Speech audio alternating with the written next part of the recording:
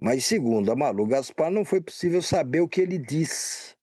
Isso porque o que se segue são 3 mensagens de visualização única, do tipo que se apaga assim que o destinatário as lê. A troca de mensagem, continua Malu Gaspar em O Globo, foi encontrada pela Polícia Federal no celular do dono do Banco Master, preso no dia 17 de novembro, às 22 horas, no Aeroporto Internacional de Guarulhos, em São Paulo, quando tentava embarcar em um jato particular para Dubai, com escala em Malta. Veja, só um parêntese agora. Quer dizer, tudo indica que o senhor Daniel Vorcaro soube e talvez fosse preso naquele dia e avisou Alexandre de Moraes. É a única dedução que me parece possível lendo isso aqui. Aí continua Malu Gaspar no Globo. Antes dela, dessa troca de mensagens, há ainda outro registro de diálogo entre o ministro Ivorcaro em 1º de outubro de 2025, mas novamente sem conteúdo, porque o banqueiro e Moraes apagavam as mensagens ou enviavam com visualização única. E aí segue a matéria da Malu Gaspar. De acordo com investigadores, há também telefonemas entre eles, Alexandre e Vorcaro. Contudo, apesar dos registros estarem no material apreendido e periciado pela Polícia Federal, o ministro do Supremo negou sua existência em resposta às indagações da equipe da coluna de Malu Gaspar. E aí vem o que diz o ministro. O ministro Alexandre de Moraes não recebeu essas mensagens referidas na matéria. Trata-se de ilação mentirosa, no sentido, novamente, de atacar o Supremo Tribunal Federal, disse Alexandre por intermédio da sua assessoria de imprensa. A defesa de Vocaro, por sua vez, preferiu não comentar nada. Olha, quando a gente pensa que tem uma bomba, depois vem outra maior, depois vem outra maior, isso não só nesse caso aí, Vorcaro, Banco Master, envolvimento ou não de ministros do Supremo, porque se houve, como tudo está indicando agora pelo conhecimento dessas mensagens capturadas pela Polícia Federal, se houve, de fato, o envolvimento do senhor Alexandre de Moraes, ele não foi o único ministro do Supremo Tribunal Federal a se envolver nessa história. Não esqueçamos que antes tem o ministro Dias Toffoli, que chegou a ser relator do processo de investigação no caso do Banco Master no Supremo. O Dias Toffoli, a princípio, ele não disse nada, depois ele foi obrigado a reconhecer que ele e seus irmãos, ele, Toffoli e seus irmãos, eram sócios, ou ainda são sócios, não sei se eles já venderam tudo a essa altura, mas eram sócios num resort de Itaiaiá, não é isso, Hugo? Itaiaiá, no Paraná, e que parte das ações desse resort tinham sido adquiridas por empresas ligadas ao Vorcaro, dono do Banco Master. O Toffoli só veio reconhecer isso quando isso se tornou público. Ele deveria ter reconhecido isso, a ser verdade, como parece que é, muito antes, e se declarar impedido Lógico. de comandar uma investigação sobre o negócio onde ele, direta ou indiretamente, não importa, estava envolvido, não é? Como é que eu posso participar do julgamento do Guga se o Guga, meu filho, for um dia acusado de alguma coisa. Bom, começa que eu não sou juiz, mas digamos que eu fosse juiz. Como é que eu poderia participar de uma coisa dessa? Não poderia participar. Aliás, essa é uma pergunta que fica para os dois, para o Dias Toffoli e para o Alexandre de Moraes, que agora os fatos estão convergindo também para um eventual envolvimento dele. Esse envolvimento será ou não será provado em breve, deixará de ser apenas uma notícia de jornal para passar a ser um fato irrefutável. Como é que eles podem, como juízes, funcionar no julgamento de uma matéria que tem interesse deles, mesmo que esse interesse não configure um ato criminoso? Mas tem interesse deles. Eu me lembro, lá na época do mensalão do PT, aquele escândalo 2000, estourou no segundo semestre de 2004. Lula estava apenas, vamos dizer, há um ano e pouco na presidência da República. E estourou o escândalo do mensalão, que era o quê? A compra com dinheiro público de votos de deputados para aprovarem na Câmara projetos do interesse do governo. Isso virou um escândalo que em certo momento, dava até a impressão que o Lula não conseguiria concluir o seu mandato. E o próprio Lula, num episódio que, na época, eu narrei já no meu blog, e que depois foi desmentido várias vezes, etc e tal, mas era verdade. O próprio Lula, até a certa altura desse escândalo, pensou em renunciar ao mandato. O então ministro da Casa Civil, José Dirceu de Oliveira, estava em São Paulo, era um sábado, quando se ficou sabendo disso aqui em Brasília. E o Zé Dirceu teve que voltar às pressas para esfriar os ânimos e ter uma conversa com Lula, como teve.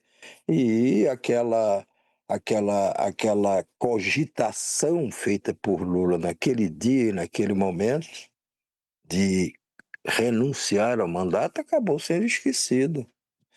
O Lula só não foi objeto de um impeachment por conta do escândalo do PT, porque o PSDB do Fernando Henrique Cardoso, do Mário Covas, de outros tantos líderes de peso na época, o PSDB concluiu que, olha, vem cá, se a gente entrar com um pedido de impeachment agora, vamos dizer que a gente está querendo derrubar, a direita está querendo derrubar o primeiro presidente operário da história do Brasil, não sei o quê. Então, vamos deixar essa coisa correr, esse escândalo continuar queimando as chances do Lula se reeleger. Ele não vai se reeleger, a gente conquista o governo de novo na próxima eleição, sem precisar ficar com essa pecha de quem derrubou um presidente, operário, etc e tal. Só que o escândalo continuou. Aliás, ele veio se resolver anos depois com a condenação dos chamados mensaleiros do PT. Mas a economia estava reagindo bem, o Lula tinha chegado fazia pouco tempo, o Lula se reelegeu. Se reelegeu ali, até na eleição de 2006, tendo como seu principal adversário Geraldo Alckmin, que tinha sido governador de São Paulo e tinha renunciado para disputar a eleição seguinte com o Lula. Em 2002, o Lula tinha sido eleito derrotando José Serra, também do PSDB. Também do PSDB. Em 2006 se reelegeu, derrotando o Alckmin, apesar do escândalo do PT. Claro que de lá para cá, isso não assegura que a história vai se repetir nem coisa nenhuma. O país mudou muito, as circunstâncias estão mudando muito, a conjuntura política. O Mas país está. Essa Hein? história de hoje, apresentada pelo Globo, em reportagem da Malu Gaspar, que apresenta conversas que teriam sido trocadas entre Alexandre de Moraes e Daniel Vorcaro no dia da primeira prisão dele, a se confirmar, porque ele nega que sejam verdadeiras, a se confirmar, isso aí pode levar, inclusive, à investigação do Xandão, do Alexandre de Moraes, porque teve esse pedido, a PGR negou, mas e agora? Com essa revelação a se confirmar verdadeira, é uma bomba para mim. Eu posso estar enganado, ou que me parece como que não é uma bomba isso. Então, até mesmo. Aí, pô, aí os Não, golpistas, que é uma. imagina os golpistas, agora se eles não vão ficar sedento e babando para impeachment o Alexandre de Moraes, que de fato peitou os golpistas. Mas uma coisa, outra coisa, outra coisa. Se ele estiver metido em algum tipo de acordo escuso, junto com um sujeito que a gente está vendo que é um mafioso, se isso se confirma, uma mulher ganhando 129 milhões, e o cara encontrando o Alexandre trocando uma mensagem que diz que está resolvendo alguma coisa pro cara ali. Isso tudo, a se confirmar, merece algum tipo de investigação. E a investigação, dependendo do que encontrar, isso pode ser muita munição para golpista, de fato conseguiu o que eles sempre sonharam, que era um se vingar do Xandão, que era de alguma maneira atacar o STF, que era tentar tirar a força daquele que protegeu a Constituição e a democracia dos golpistas. Eles não têm interesse em limpar o Brasil da corrupção, eles são os cretinos, os golpistas. Eles são os oportunistas. Eles não estão nem aí, eles só querem atacar o Alexandre de Moraes. Agora, quem tem interesse em proteger a democracia de verdade tem que entender que a gente não pode ter um STF corrompido. Se o STF estiver na mão de pessoas que podem ser parte de um esquema, de uma quadrilha, de qualquer coisa desse tipo, essas pessoas precisam responder e, a se confirmar isso, deveriam realmente, em algum momento, sair dali. Mas, primeiro, precisa se investigar, se confirmar ou não se é verdade que o Alexandre está negando. Tem uma investigação do porquê daquelas mensagens. Isso tudo vai demorar um tempo. E o motivo de se colocar sob suspeita o Alexandre de Moraes a se confirmar essas notícias seria sim um motivo bem fundado, e aí ele deveria passar a responder por isso, mas temos que ver se a Malu, o que a Malu colocou ali, vai se confirmar. Bom, tem que se esperar que tudo se confirme. Agora os fatos vão se avolumando. E como você disse muito bem, tudo tem que ser investigado.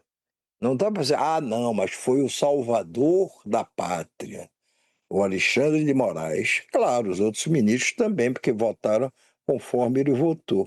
Mas o Alexandre sempre teve esse protagonismo todo, não só pelo seu temperamento, pela sua determinação, mas principalmente porque ele comanda um inquérito que ainda se chamava lá atrás de inquérito das fake news, mas que virou um inquérito tipo guarda-chuva para todas as coisas que tenham o mínimo de relação com fake news, com notícias falsas, e com a tentativa do golpe, que foi o processo mais importante julgado pelo Supremo até agora.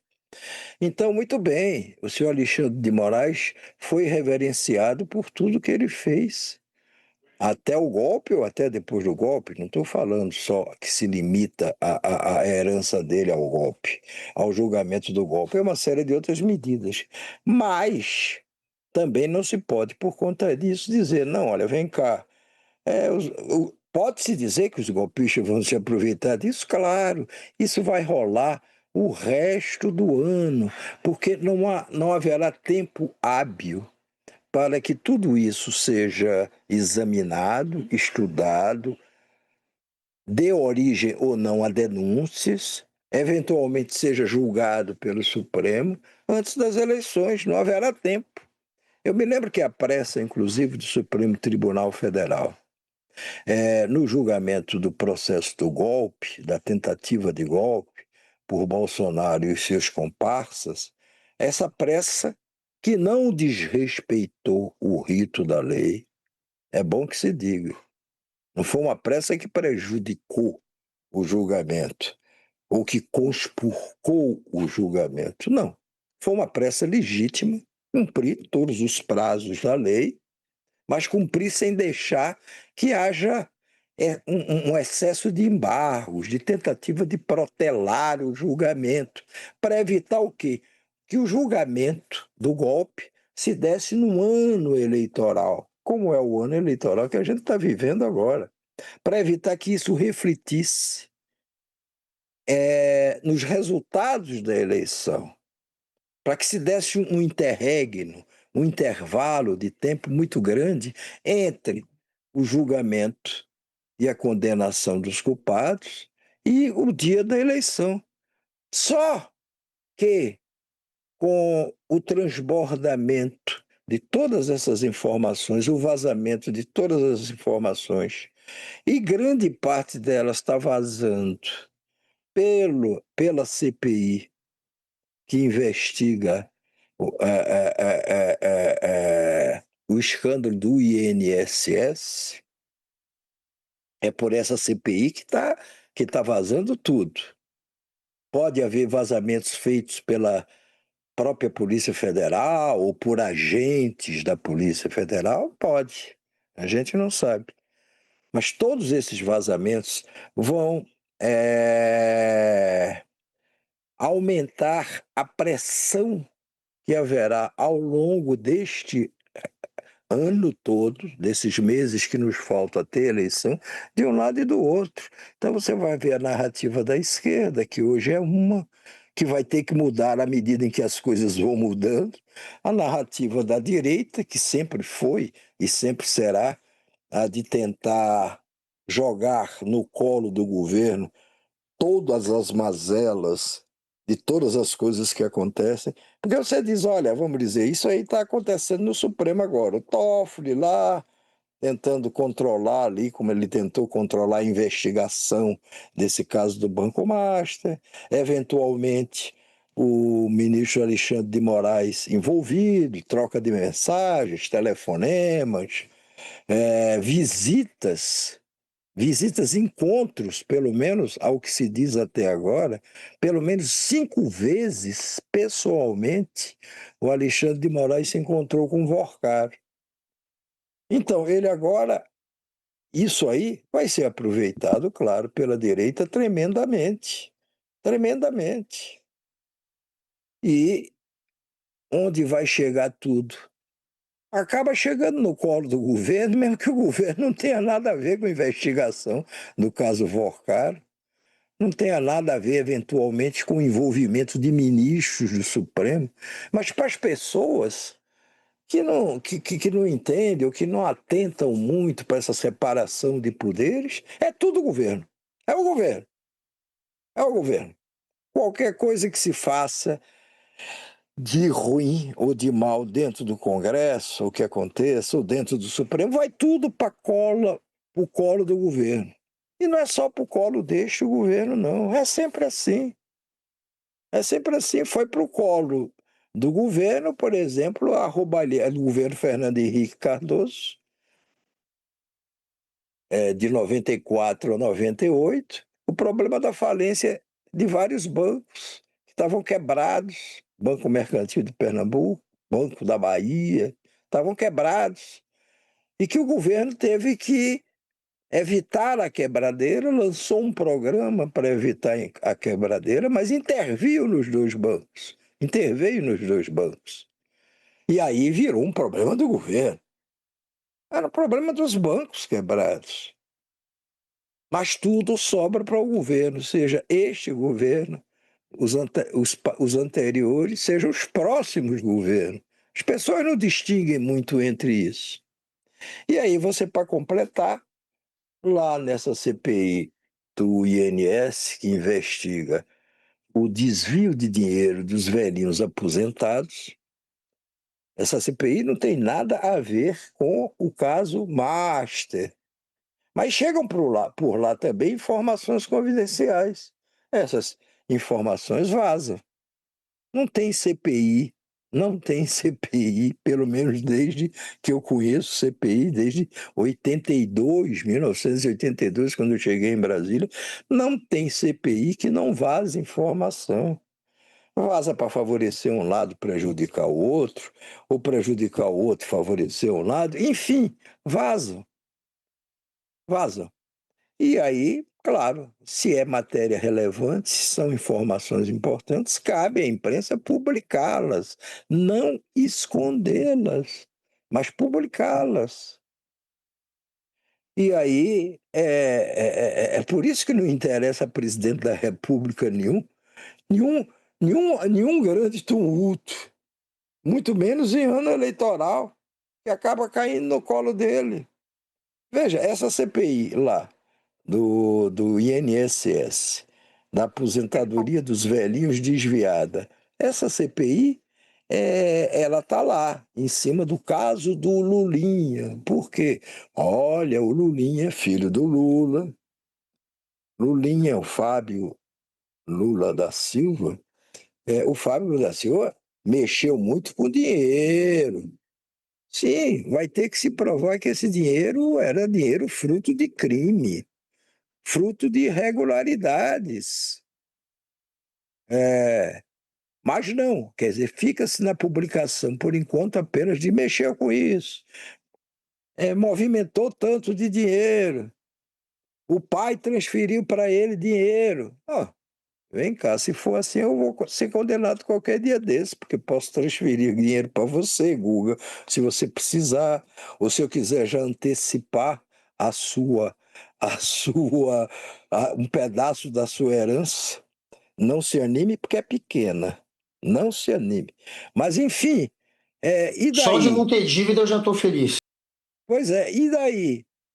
Pelo que eu andei lendo, o presidente Lula transferiu lá 700, 800 e tantos mil reais de 1900, de 2022, quando ainda não era presidente.